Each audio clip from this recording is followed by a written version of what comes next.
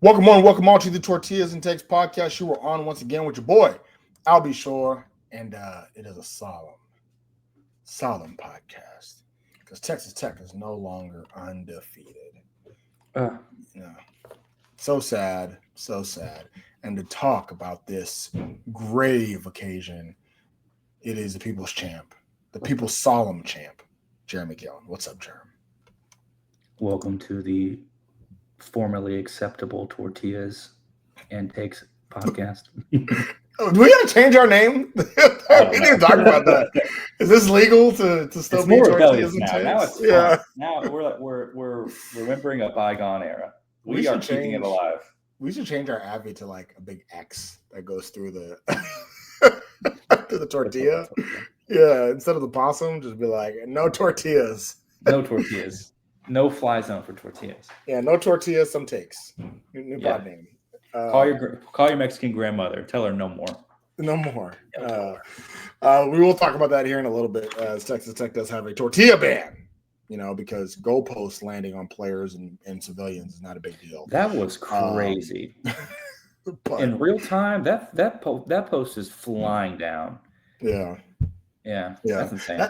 That is something that Texas. I mean, to be fair, we've actually had a lot of experience with field rushing because we don't know how to act.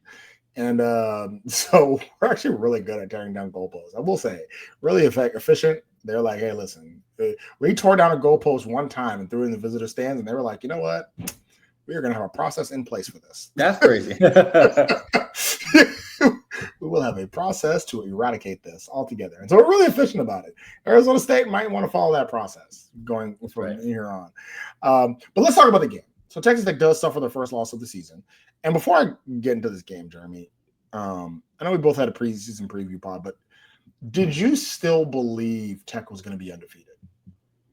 No, I didn't. The only time I ever felt that was like immediately after the Kansas game. It was just the rush of like, wow, this team really responded in a huge way. But when's the last time that the Big 12 had an undefeated representative? It's been some time. That's a good question. TCU almost did it, but they lost in the Big 12 championship game. Correct. So it's like I expected one down the road. Yeah.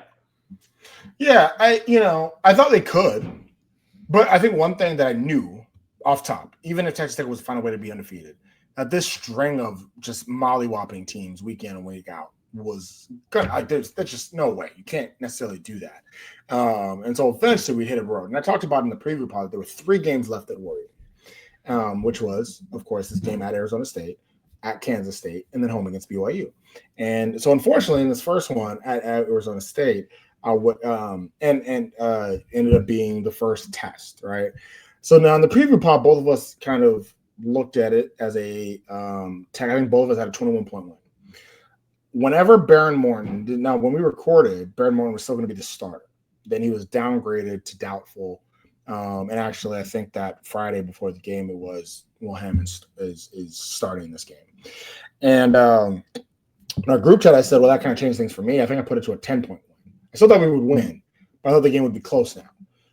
Because as I've talked about before, Barrett Morton is, to me, a little bit more ready for the moment. I think in this game, one thing that I didn't watch it live, I had to go back and rewatch it. But I think for me, he also means so much to the offense in general.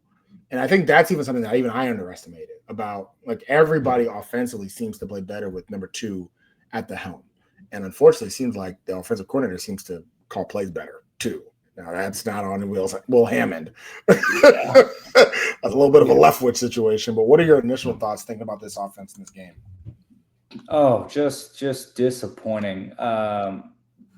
And I will admit that I maintained when we were like, hey, this is gonna look a little different in our chat. I maintained, hey, I think we can still win by this margin because I'm trusting in Leftwich to game around Hammond, and for that to be a benefit to us, to have a dual threat guy.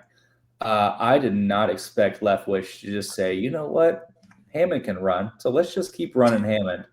I did not expect him to fly so hard into it, And it was so odd because he's never done. This is the third time we've seen Hammond in a game. Totally different, yeah. Against Kansas, against Utah, we didn't do that. We actually did a lot of RPOs in both of those games, and it was almost like, and a part of me was like, well, is this like these are just legitimately designed runs? It's not even RPOs in this one. It's not even read options in this one.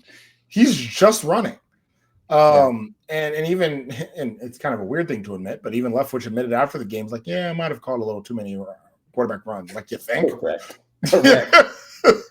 You know? So really odd that we really lean towards it. I have to imagine they saw something in tape that said, hey, we can really exploit Arizona State. We did mention something, though. We talked about how Arizona State has a pretty good run defense. And it'd be interesting to see if Tech was going to attack the secondary and try to avoid the run defense, or try to be bullies and fully attack the run defense. And once you expose that, then everything else opens up. And it seems like the game plan was, hey, we think our run offense is better than the run defense. Let's try to attack it. And everybody that kind of told me that Arizona State's run defense isn't actually that good kind of didn't crow, because their run defense played great in this game. Mm-hmm. Yeah. And I'll say the benefit to Arizona State early, in the first half was, Will Hammond got so many more touches in our own running backs. If you put Hammond and Dickey and Jacoby in the same running back drill, I mean, give me Dickey, Jacoby, and then Will, in that order. And there's a huge gap between Jacoby Williams and Will Hammond when it comes to running like designed runs. Well, I do like that he's a dual threat guy. Like, my riposte would be, I think Will Hammond has had the most success running it, or the most impact running it, when the play breaks down during a passing, generally a passing play, where opponents are kind of spread out and he can close distance pretty quickly. There have been some really good design runs.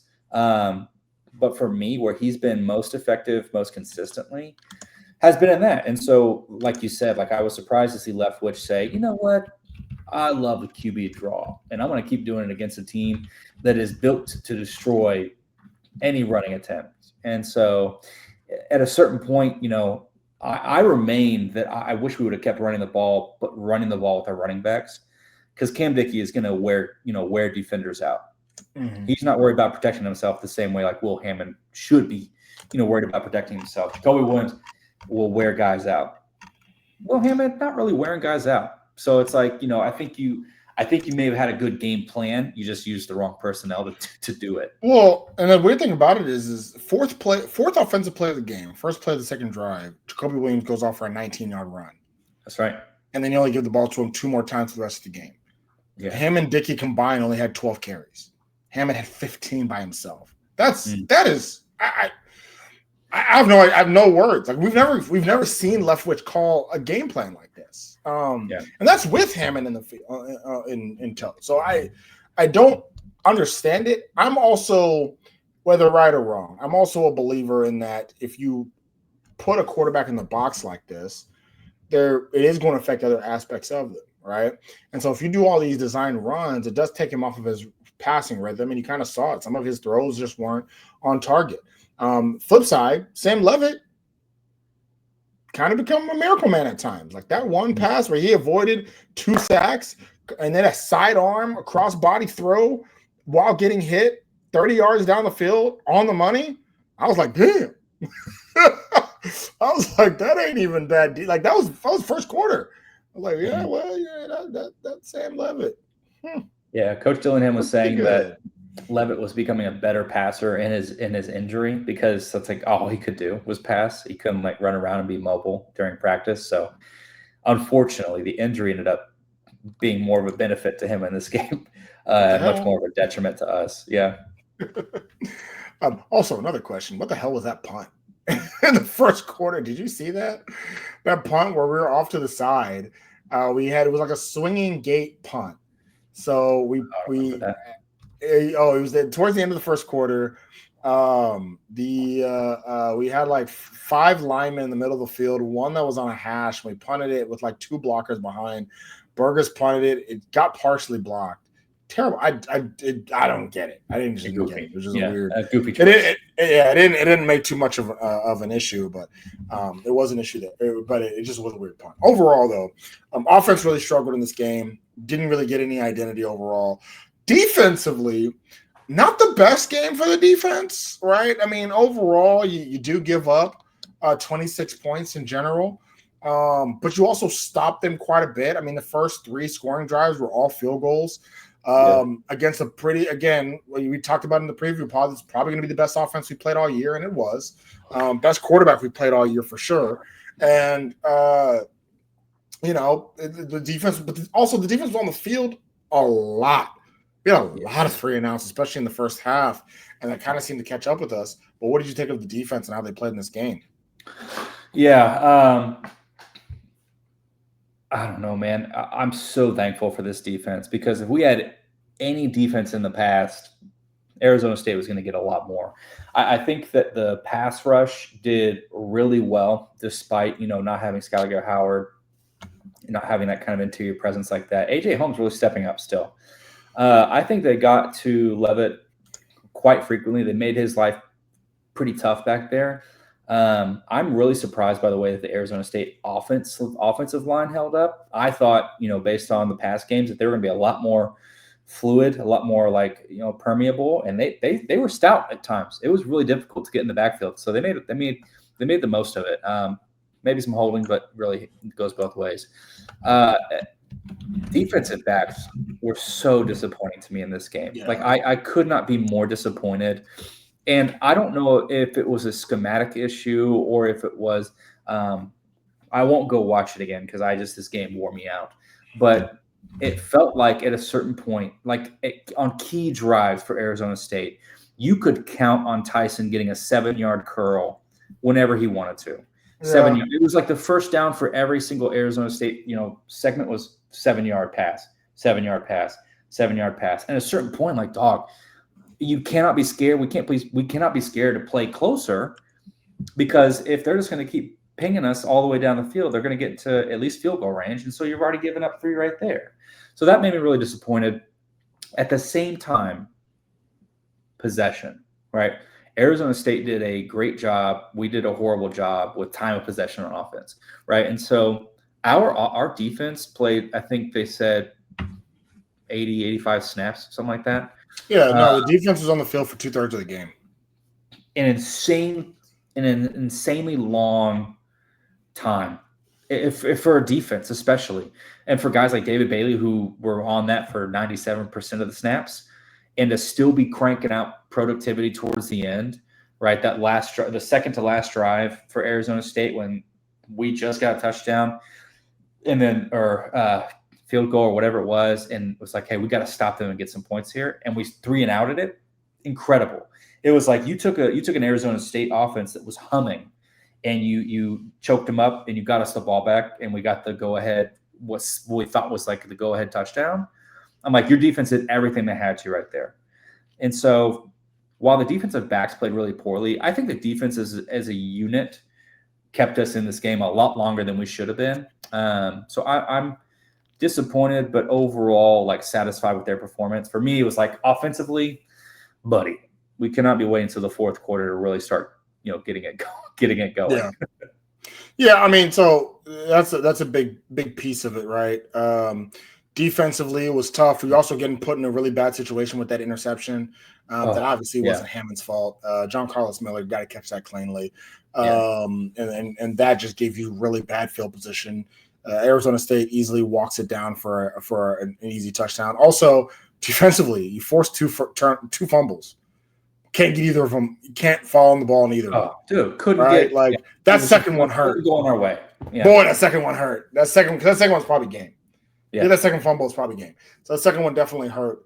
And I mean, actually, Jacob Rodriguez, a near interception on the sideline. Sam Leavitt trying to throw the ball out, doesn't make it all the way. It's like, golly, so many points in this game where everything could have gone Texas Tech, and it just didn't, And those things you can't really control to some aspect, but you get one of those, this game looks a lot different.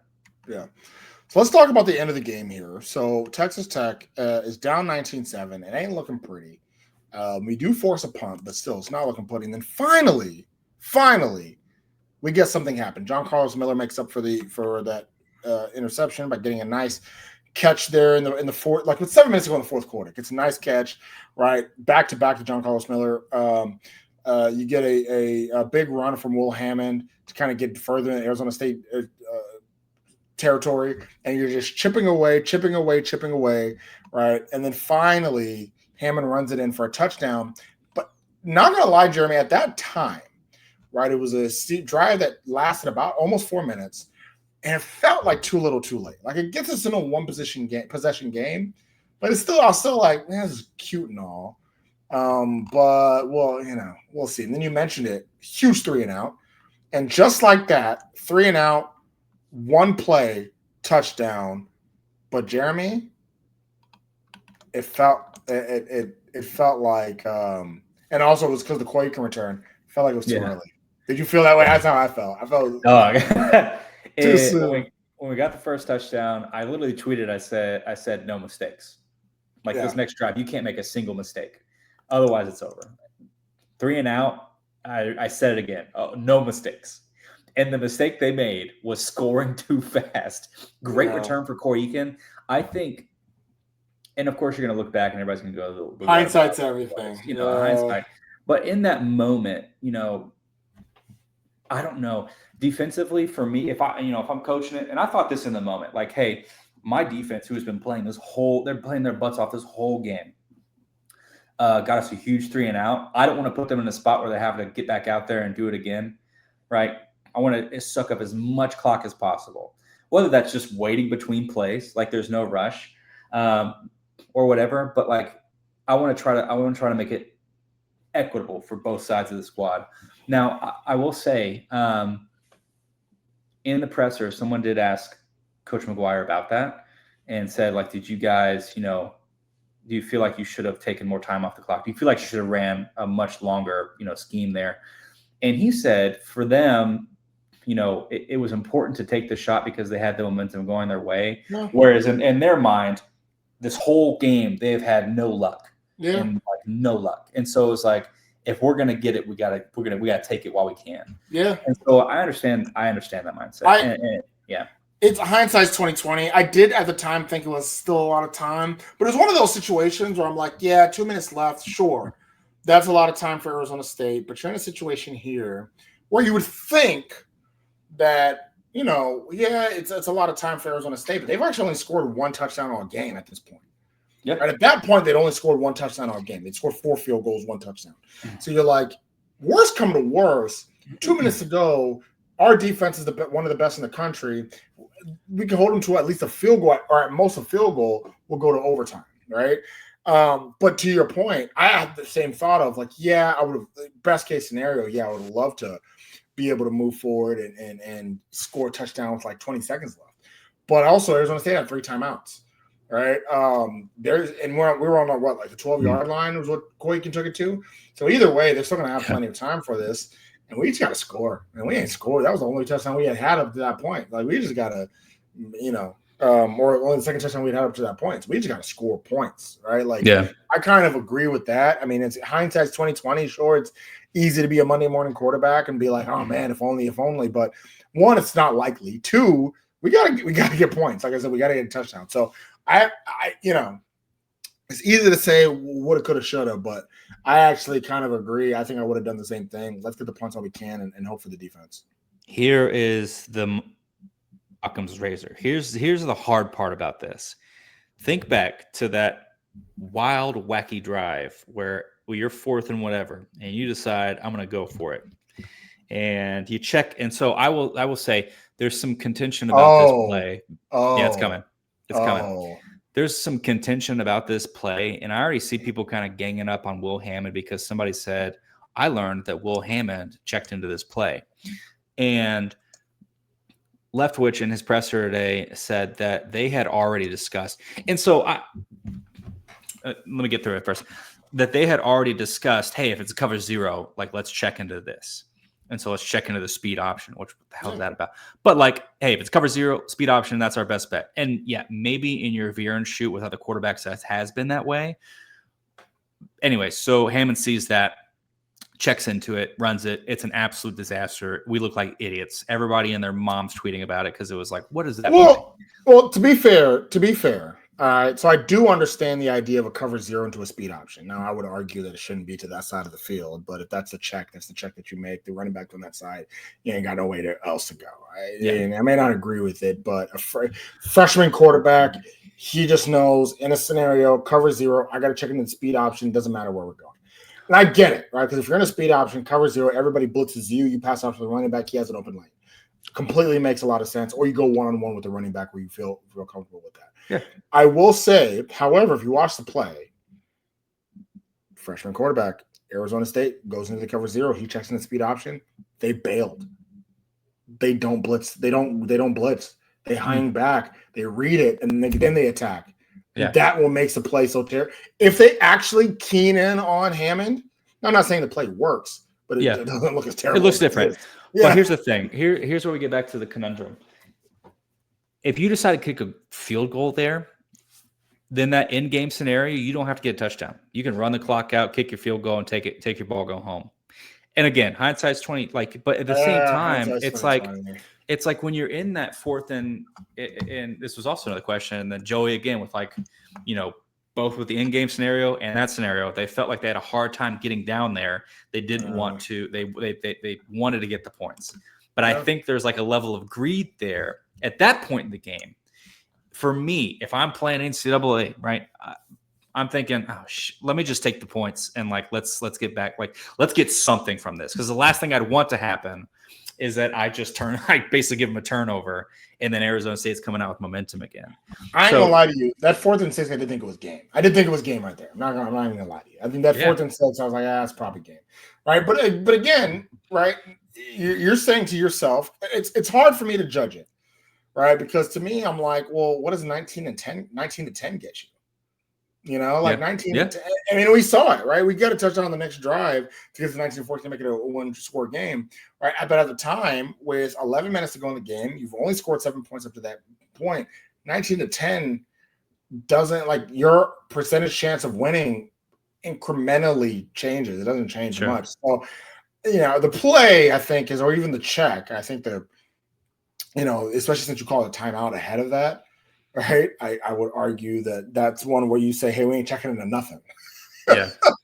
Cancel the checks, all right? Yeah. And it's walking Hammond down through and kind of hand-holding a little bit and saying, hey, this is the play. This is what we're running. And if there is a check it to a legit audible of, if they're showing this, go to this, but not an automatic check to a speed option on the weak side when the ball's on the hash mark. But I don't have a problem going for it. That's just what I'm saying. My grief with the whole situation, and why I would say I had a problem going for it in that scenario, is that I think, especially with Coach McGuire, he's had a couple of games at this point in his Texas Tech resume that he has made what he would conversely say was the wrong choice. And of course, it's like the hindsight thing. But I think as a coaching professional, he would say, I think I should have done this instead. And we're always hearing about hey, especially in the presser today, they were talking about, what are you taking away from this game? What do you, and both, all three coaches were saying, there's things that they're learning that they're going to not make those same mistakes. But for, I think, McGuire in particular, he's made a couple of those decisions of either going for it or doing something or whatever, not to Matt Wells punting on whatever down that was bad, but deciding that this was going to work, rather than trying to have kind of a long-term vision about the game. And 19 to 10, whatever. But how does that change? I think coaches, at least from my experience, coaches who have been really good coaches will take those points and expect more in what's left. Thinking about kind of a larger vision of the game than just right. And it's not easy, of course, in the moment. But for somebody like McGuire, who has made this mistake a couple of times in his tenure, my hope is that he would be able to in that moment recognize, okay, I'm kind of seeing the pattern here. And I think instead of trying to ego this thing into trying to overpower an Arizona State defense that we have not overpowered all game, let me just take the points here. Feel like we got something out of it, regroup, and then try something else. But what do you do? Yeah, one thing that you kind of clean onto is that I found that with going for it on fourth down, it's typically because of you either are confident in your team or you're pessimistic about your team, right? And so what I mean by that is that a lot of times you go for it on fourth down because you're like, well, if we don't get this, I'm very confident that my defense will be able to make up for it, right? Or we're gonna go for it because if we don't get, because I don't trust my defense to be able to handle it if unless, so we got to make sure we get the conversion. And this scenario actually had nothing to do with the defense. This scenario it was we got to go, or flip side, you're talking about the offense. I'm going for it because I'm confident my offense will get it. Or what it sounds like is we're going for it because I don't know how many opportunities we're going to go to make it down the field. And that's what it seems like is the issue. And what I found is that when you go for it because of your confidence, you exude confidence. You typically get it, right? When you go for it because you are pessimistic, you struggle. Now you're playing from behind, right? If this is a scenario where we're going for it because we just feel like this offense can do whatever, but you're probably not doing a speed option to the weak side on the check down and an audible. But if you're confident of this is the play we're going to run because this offense has been killing it, we believe in this offense, then we're good. And you kind of sound on the presser where he's like, we weren't sure if we're going to be able to get it down here. We got to get a touchdown here, make it a one possession game to even give ourselves a chance.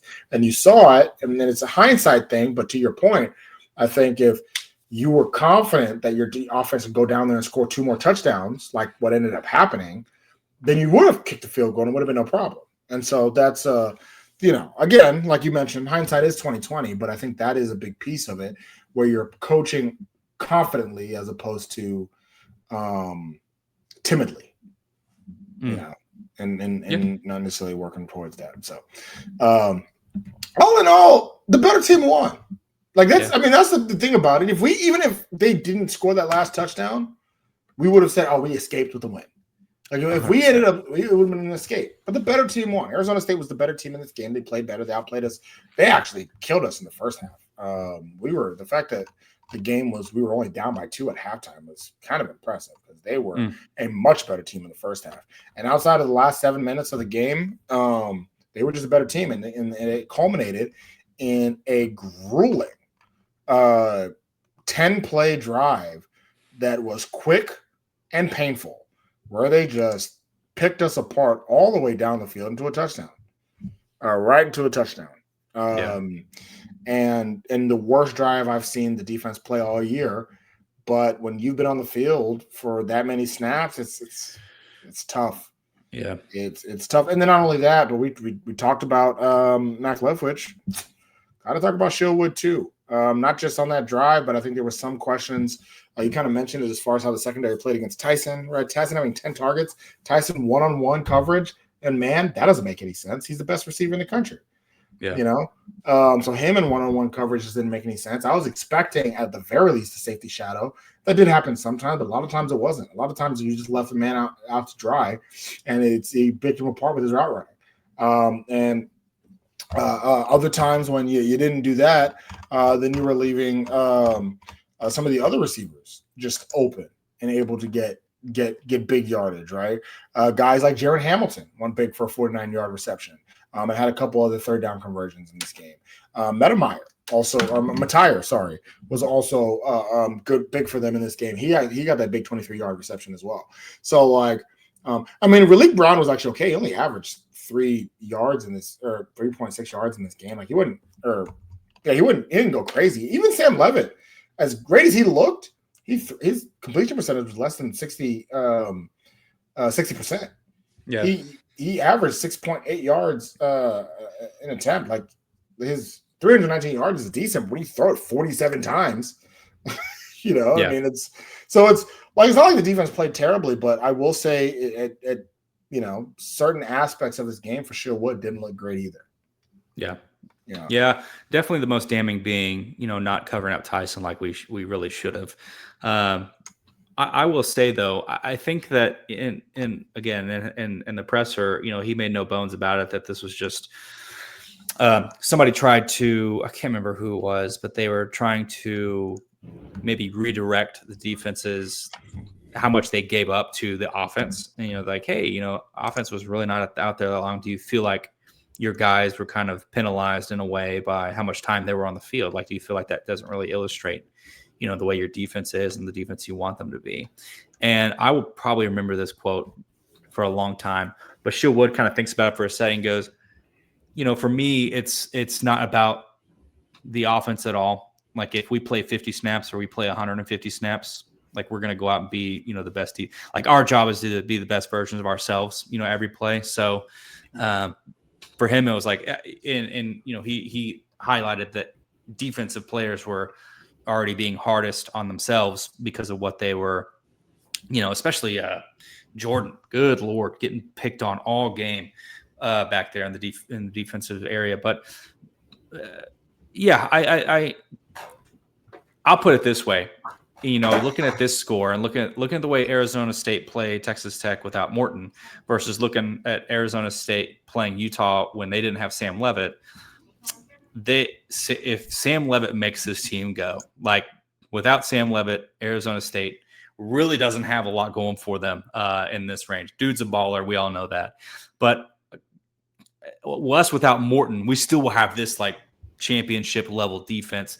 Like you said, for us to only be down 2 points, they only had 9 in the first half. It's like they were doing their job. And yeah, they got carved up a lot. I think that's obviously a lot of schematic issues, but Shieldwood doesn't seem like a guy to me for that to happen to, and for him to let it happen again in a similar manner, right? People are going to try to be scheming in a similar way that Arizona State was. First of all, nobody on our schedule has a Sam level quarterback, so that's nice. Or Jordan Tyson level, or Jordan Tyson level receiver. Yeah. So it's like we have that benefit going to us, but also I think Shieldwood definitely learn. He's the kind of coach that he's learning from every one of these experiences. Yeah. And another thing to consider, another thing to say, this is the first game we've ever played behind from. And we were behind pretty much the whole game. with our backup quarterback who played like a backup quarterback. I mean, it is what it is. He did. So we still got to do our players of the games. So who are you giving the nod for player of the game defensively? Defensively? Yeah. I think David Bailey. He's the only one I could think of. David Bailey. Jacob Rodriguez was good too. But let's not slander Jacob Rodriguez on this. Yeah, he's good too. He was good too. But yeah, man, David Bailey playing the majority of snaps that he did, maintaining the energy that he did. I mean, dude's a monster. And he was not letting Sam Leavitt forget it. Sorry. What'd you say? Said neither of them were Brendan Jordan. That's for dang sure. JK, not really. Offensively, who was your player of the game? That's a little tougher. That is a little tougher, because when you want to point out some receivers, it's like, man, had some really good catches. A lot of them had pretty dumb drops. That's really tough too. I am not giving it to Will Hammond because I think there were multiple scenarios where, especially from a passing perspective. Now the running thing, hey, can't do anything with that. Your offensive coordinator is just running to the death. Yeah. But a lot of passing scenarios that he just, accuracy was not there. Like it's like I don't want the Utah game to be a blip on the radar. Like I want him to get back to that kind of swagger and that kind of like efficiency. But that's definitely a next year thing. But you can pass better, and I know it can. So I don't know. Just give it to Coy Eakin because he's one of the only guys who got a touchdown today. It's only Coy Eakin. It's only Coy Eakin. Maybe Reggie Virgil, but Coy Eakin also had that punt return that put us in good position for the second touchdown. Yeah, true. Yeah, it's Coy Eakin. And also, I don't think I've given it to Coy Eakin all year. If I'm gonna slander him for the Utah interception, I'm gonna give him his props in this one right here. So Coy Eakin. That's right. Sure. All right. So anything else you want to say about this game? First loss of the season for Texas Tech, but both of us didn't expect Tech to go undefeated.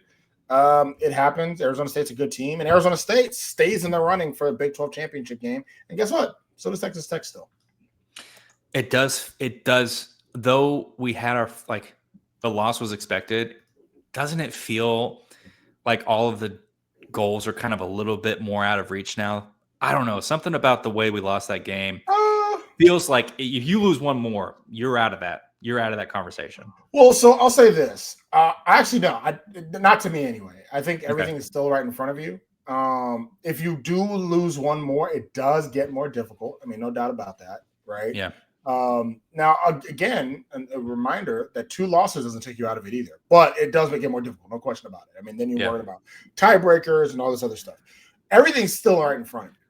And there is I think, a 4-team race right now for the Big 12 championship. And funny thing about it being a 4-team race is, actually they're included. There's a 4-team race for the Big 12 championship right now. And Texas Tech is included in that, as is Arizona State. I was about to say the funny thing about that is that nobody considers Houston in that, which I find funny because technically they are also 6-1 and 3-1 in conference, and it's So actually, as I kind of transition a little bit, as we go from the saddest 6-1 team and the most disappointing 6-1 team in the country to the happiest. Houston Cougs beating Arizona at home and tens of people in the stands. I'm very excited about it. Now, I'll say this, because I tweeted about the Cougs. I tweeted about the Cougs not having anybody in the fans and the tens of people. There were more people on Twitter telling me about how dumb I was for my tweet than actually were in the game to watch the Cougars. But I will attest, it was very hot in Houston on Saturday. And apparently everybody was in the concourse. Now, do I think that there were 30,000 people in the concourse? No. But that may explain some of the lack of I will say it's been hot in Lubbock too. The dry heat's no joke. And there's still been 65,000 people there just sweating and dying from heat exhaustion. So we just, we're dying from heat exhaustion to own the other team, That's right. Hey, take that. Pause. But Houston does win the game off of a Arizona comeback in the fourth quarter. Arizona, I think honestly is one of those games where both teams were like, hey, we're both good teams. But the problem with this is that Arizona State has lost a lot of these close games. You look at the record, they're 1-3 in conference, and you're like, oh, they must suck. And you're like, wait, no, but they're in it. They just keep that's back-to-back weeks of losing games they could have won. This team could easily be 5-1. Or 6-1, sorry, and instead they're 4-3. Meanwhile, Houston is 6-1, shockingly. Yeah, and this is all good vibes. They're ahead of schedule in the Willie Fritz era. That they are. I was actually really excited. I almost texted you in that first quarter when Arizona was up 14-0. I was like, I got it. I figured this thing out, man. I've cracked the code. And then even in the fourth quarter, when I was doubting or kind of checking on my phone and stuff, I was like, oh my God, they're coming back. They're going to make this thing happen finally. But tough being a Wildcats fan, especially it being so close, right? Especially all of them being so close. So whatever. Hey, Cougs, enjoy your 6-1. Maybe it's your year to be Big 12 champs.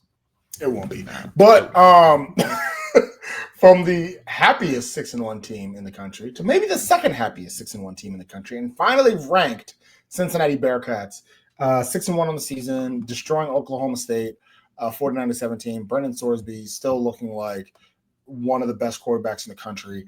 You're welcome. The biggest story in this game was that Oklahoma State continues to be just fun. Not on the field. No, they're not fun on the field at all. But I'm on the stands.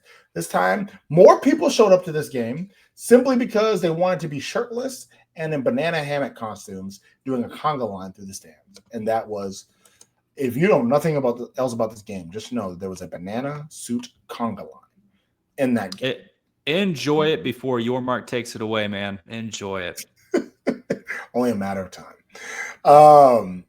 So my string of this was a great week for me in defeating you in these matchups, because Baylor and TCU at home wins 42-36. The rivalry that they called it, they actually didn't call it the Blue Bonnet Battle whatsoever. They called it a rivalry, its real name. And so TCU, big win against their rivals at home into a pretty nice crowd. What a really wacky game. Baylor had to try to play comeback, got the touchdown late, finally was able to at the very end do too little too late. Excuse me. Sorry. Too little too late, with 30 seconds left, trying to march down the field to try to win the game. And then Sawyer Robertson actually gets to close to midfield and then gets intercepted and the game's over. So it is what it is. But TCU, I'm not going to say they're in it, but that takes Baylor out of the current running and puts TCU to not bad. 5-2 in the year, 2-2 in conference. Some of their goals still right there. Josh Hoover actually played a pretty decent game in a battle of air raid quarterbacks. Outplayed Sawyer Robertson. Yeah. What can you say? 2 private schools duking it out. Baylor had every chance to go out and win it, but Sawyer Robertson, kind of an interesting quarterback in terms of talent level and production this season. I know Baylor fans are kind of getting frustrated with him in certain aspects of his game, but I mean, we talked about it. He forces a lot. Like when he feels the need to do more than he needs to, he really forces it, and it can turn some of the best quarterbacks into mediocre quarterbacks. And I know true. UCF gets their first win of the season against these as the third worst team in the Big 12. It's always great when you play the second worst team in the Big 12. And so they beat West Virginia 45-13 on a pretty humbling experience for West Virginia that just looks bad. I know this is a rebuilding year for West Virginia. They're going to continue to trust the Rich Rod process. I do find it funny. I feel like they're giving more grace to Rich Rod than they ever were willing to give to Neil Brown. But Rich Rod's already done it before once, and so they're hoping he brings the magic back again. And then Utah BYU. Now, both of us picked Utah to win this game. Yes. So it's probably the first game all year where both of us picked one team and we were both wrong. I did believe BYU was going to make this a game, and they did more than I actually thought. They won the dang game, 24-21, in what was for all Tech fans that were still moping about the loss.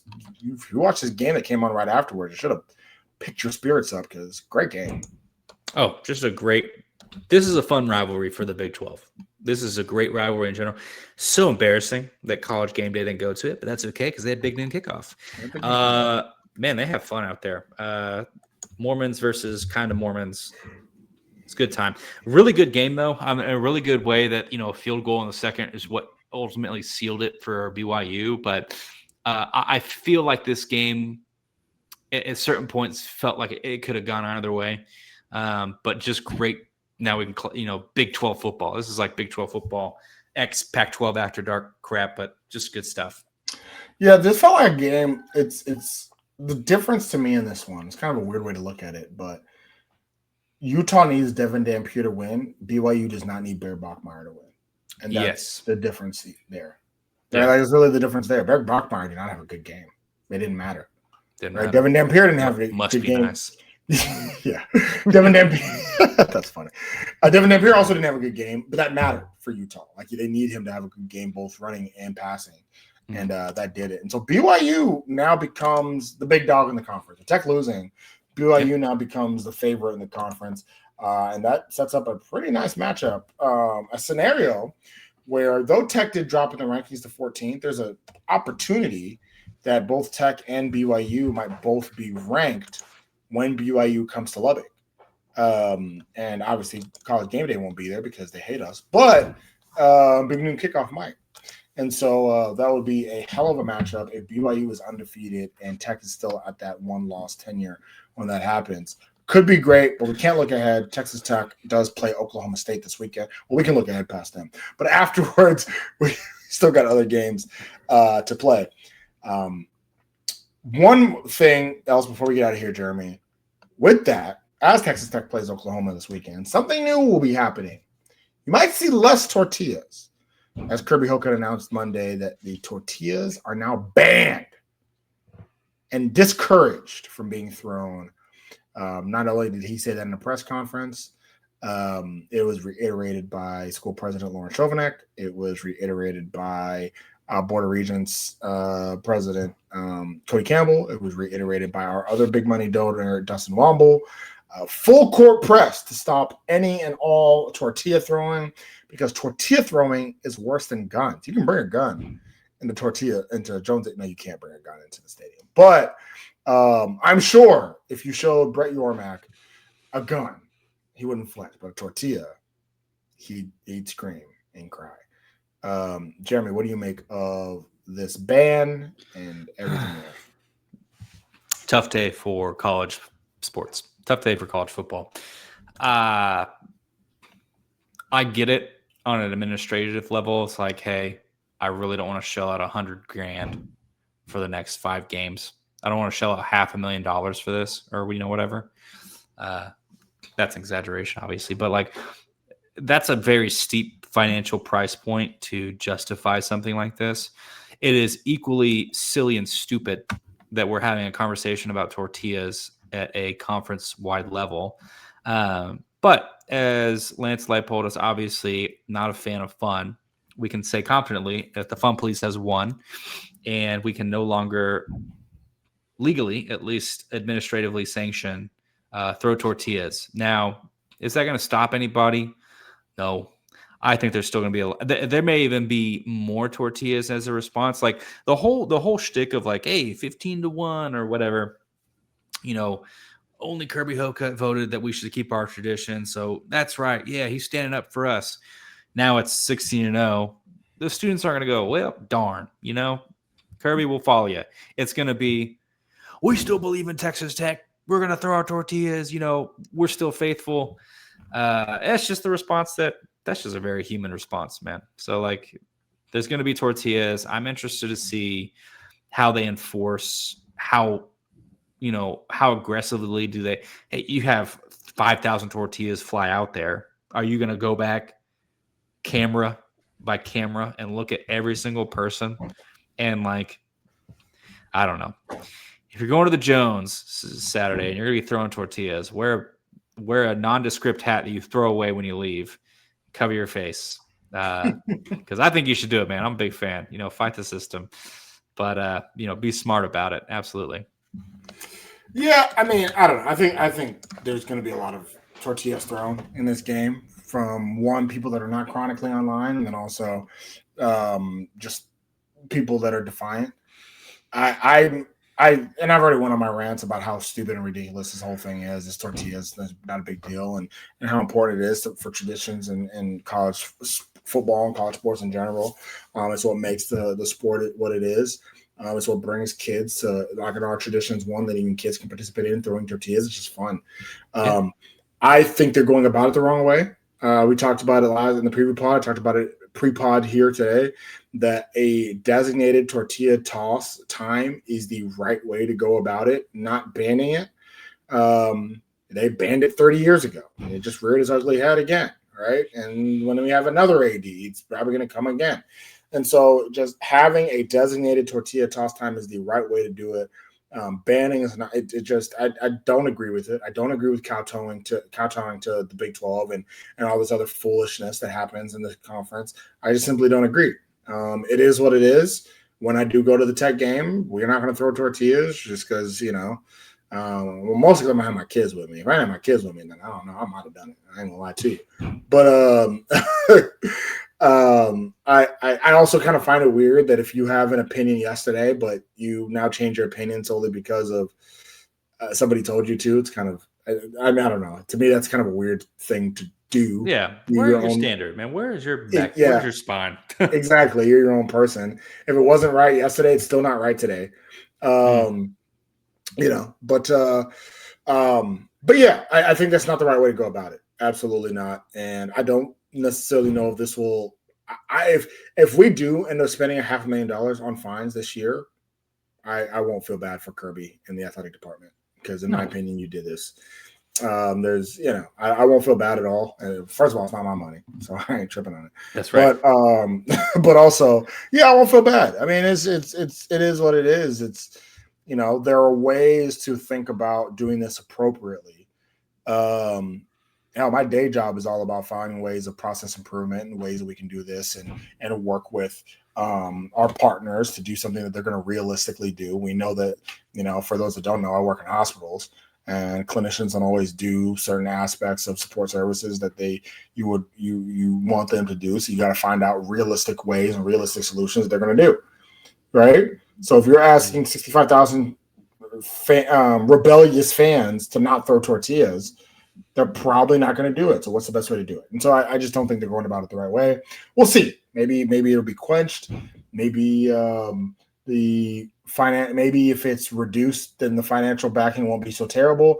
I would love for our rebellious nature to, instead of throwing them at home, one way to truly be rebellious is to take it to every road game and purposely throw it on the field. Because that's another thing that we don't talk about. Tortillas actually aren't thrown on the field. They're thrown up. And some land on the field just because, when that many thousands of tortillas are thrown, they're going to land on the field. Yeah, if you're in front row 1, it's going to go to the field. Yeah. It's going to go to the field. What if next week in Manhattan, Kansas, the 200 Tech fans, 500 Tech fans that show up to that game purposely throw it directly on the field? Then what? Yeah. Maybe that's our way of rebellion, is we just go to all the away games and throw it directly on the field. Smack a ref in the face with a tortilla and see what happens. Jeez. We're purple if you really want to extenuate it, That's right. Yeah. Yeah. And so yeah, I don't think it's going about it the right way, but we'll see. We'll see what happens going from here on. Anything else you want to say to the people? Yes, actually. So watching the entirety of that presser is usually not what I do because I don't care typically, win or lose. I'm just got better things to do. I was really interested because I was honestly very disappointed with the game, like everybody else. I just wanted to hear from them, hear what the explanations were, hear what their mindset was. And I was expecting to be disappointed the whole time, but like the more people talked, maybe not Mac Leftwich, but like with Shieldwood, with Coach McGuire, the longer that they talked, the more like confident I was that we had the right guys, and we have Mac Leftwich is the right guy, but like I was more signing off.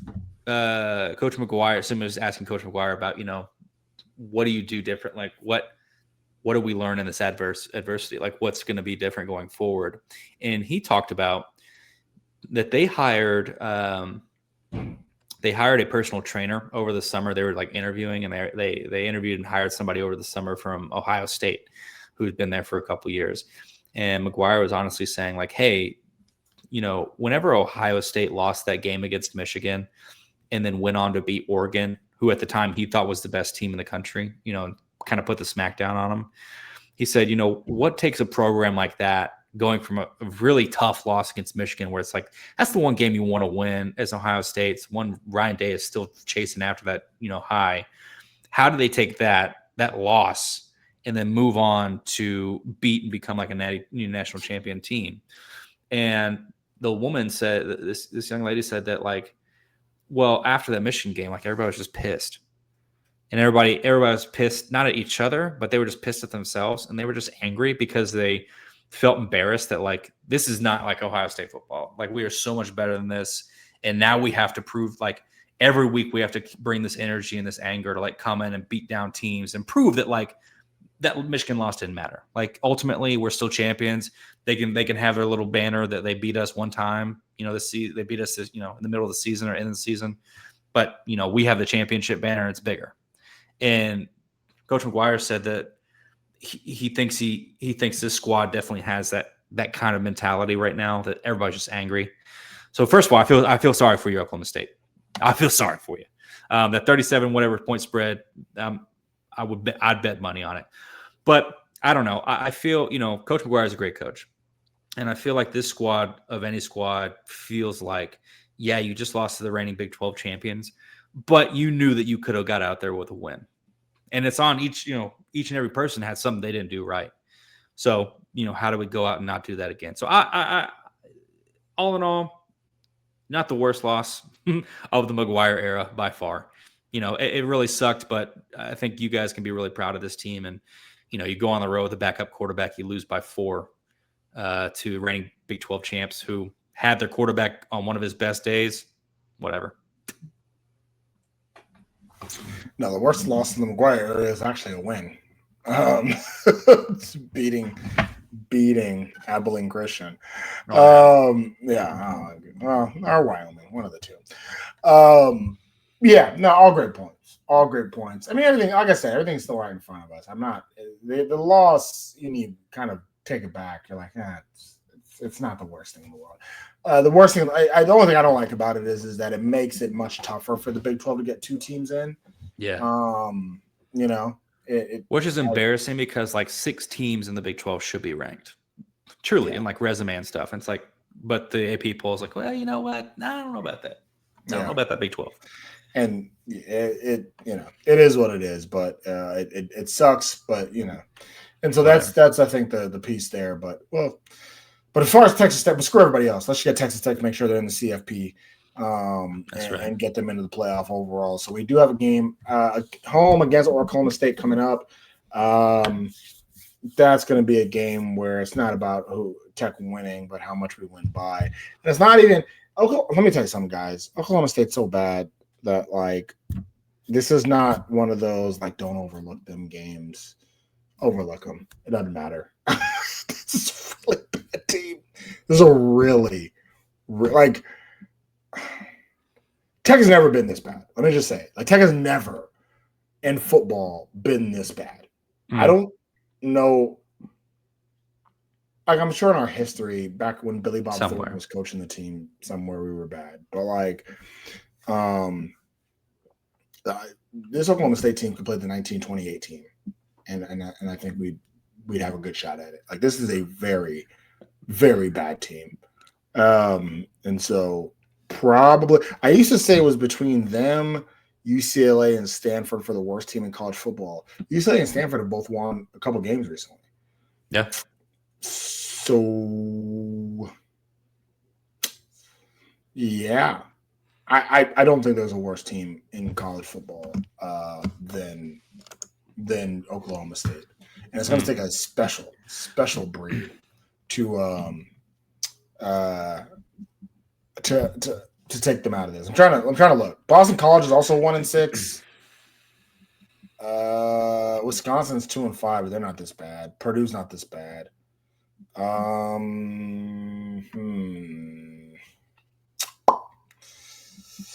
I would love to see them play Oregon State. That'd be fun. That'd be a good game. Oklahoma State, Oregon State. There you go. Set it up. Just give us the win. We can forfeit this game. Let's give us the win and instead replace it with Oregon State. Let's see. That's right. We'll pay for Oregon State to come in. Oklahoma State. They'll play the neutral site. I'd watch that, to be honest. I'd love to see that in a bowl game. Like, is there a way to like put two of the worst teams in football together in a bowl game and like just call it the trash bowl? Yeah, give them so much money that they're like, okay, we'll still do it. Yeah, hey, $1 million apiece. You guys come and duke it out on the field. And at that point, it's like if you're playing a bad season, do you just trash your season so you can still get a bowl? I don't know. Yeah, I don't know. Those are the two worst teams in college. And well, Oregon State's not a power conference team, but still, like in I know who you are football. Yeah. So, anyways, right at the buzzer, Jeremy. You said what you got. That's all I had to say is that Oklahoma State's really bad. And we'll talk about that here later this week. So, for the People's Champ, that is Jeremy Gillen. This is your boy, Albie Shore, and you've been listening to the Tortillas and Takes podcast, part of the 1012 Network. As always, stay wrecked, people.